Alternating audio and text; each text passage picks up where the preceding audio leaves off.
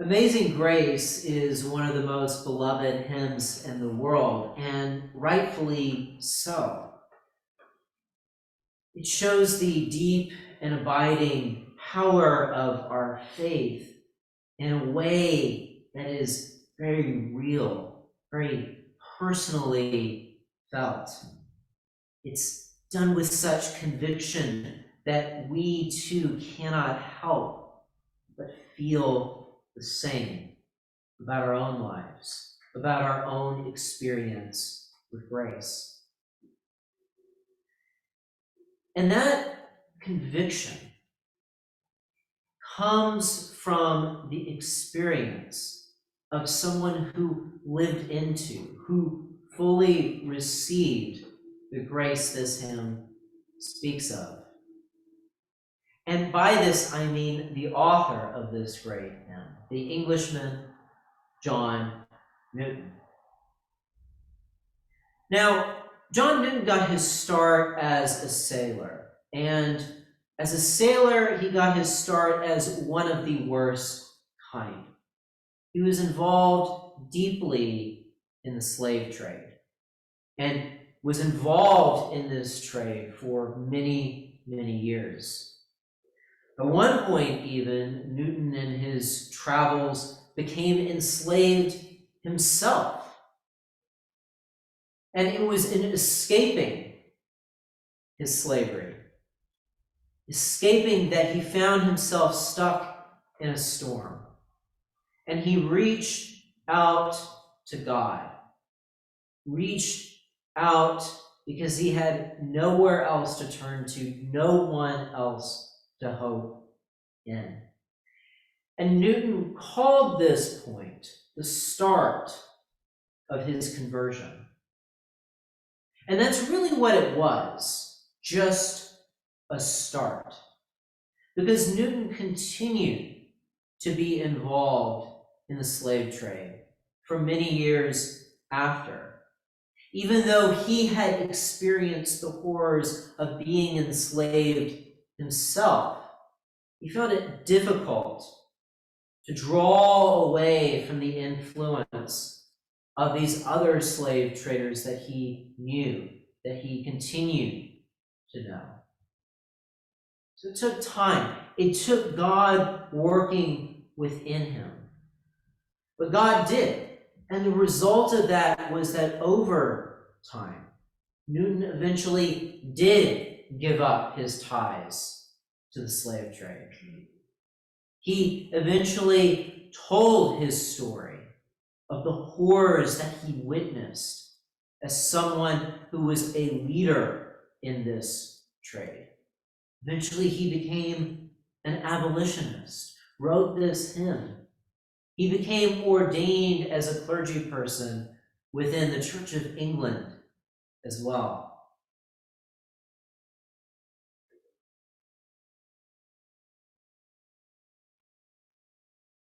Newton was not a good person, and he knew that salvation could never come from himself alone, could never come just from his own actions. He knew that he needed God to help him. He knew that he needed to lean on God in trust. He knew that he needed grace. Now, Abraham, or Abram as he was formerly known, goes through a similar journey. We see this outlined for us today in Genesis and in Romans.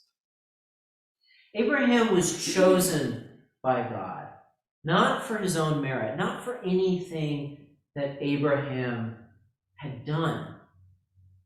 God chose Abraham simply because God chose to do so.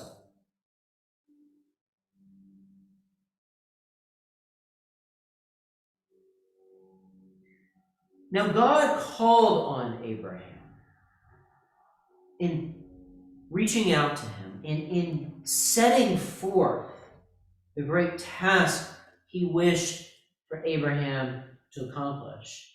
He told Abraham to go, leave his family, leave everything else behind.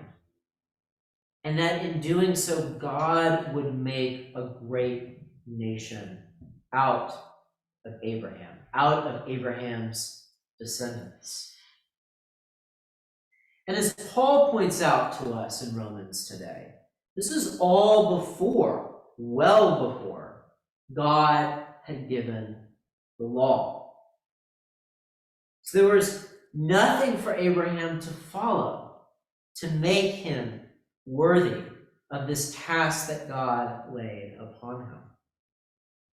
There's nothing that Abraham could have done to make himself righteous in God's eyes. God did all the work to make Abraham worthy of this task he put before him.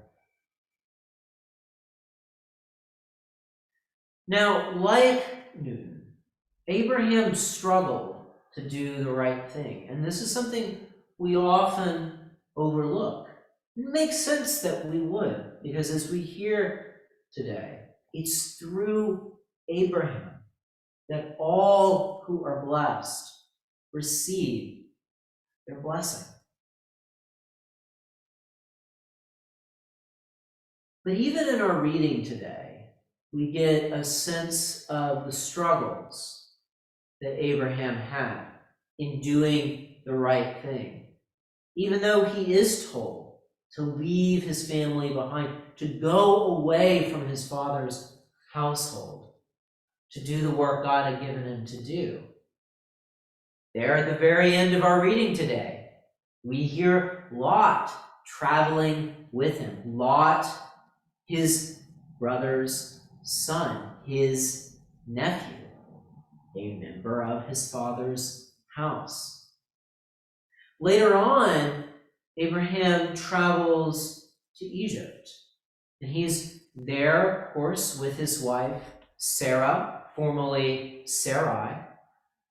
And out of fear that the Egyptians might kill him because of his wife, Sarah, because she was a lovely woman, he claims she is his sister.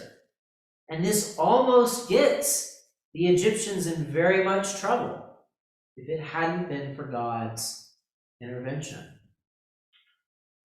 Later on, as Abraham and Sarah are well past child-rearing years, God continues to give the promise of descendants to them. And Abraham struggles. He struggles with trusting this. And so he listens to Sarah. And she gives him her handmaid. He gives to her Hagar so that Abraham can have a son, Ishmael. Not the son of the promise who will come later, Isaac. His first son, Ishmael. In other words, Abraham was not quite as good a man as we might want to believe. But what saves Abraham isn't the kind of man he was. What saves him is that through everything, even through these periods of doubt, that he trusted in the Lord. Even when he wasn't always quite sure of God's plan, he did believe. He had faith.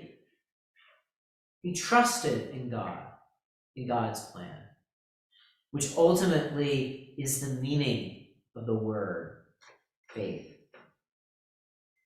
And this is what Paul reminds us of. This trust, this faith. This is what counted as righteousness for Abraham.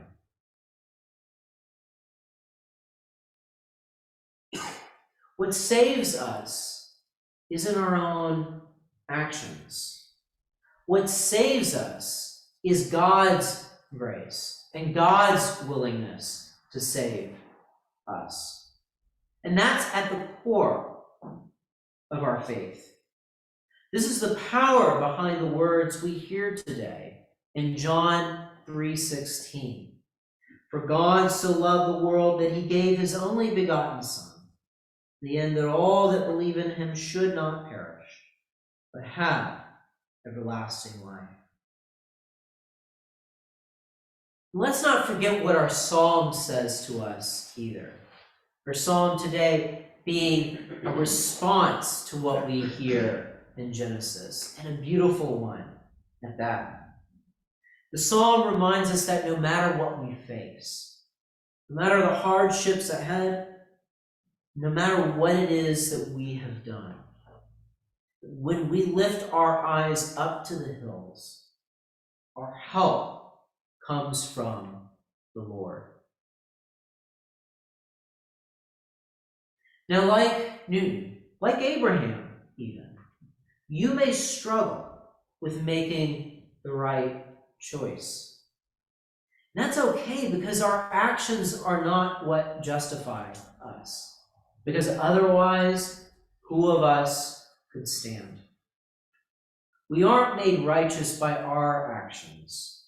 We are made righteous by Jesus. It took Newton a lifetime to atone for his actions. The same may be true for us. Thankfully, like Newton, we do not have to do this alone. And that's good, because we couldn't do it on our own anyways. We always have the help of God. We always have the help of Jesus.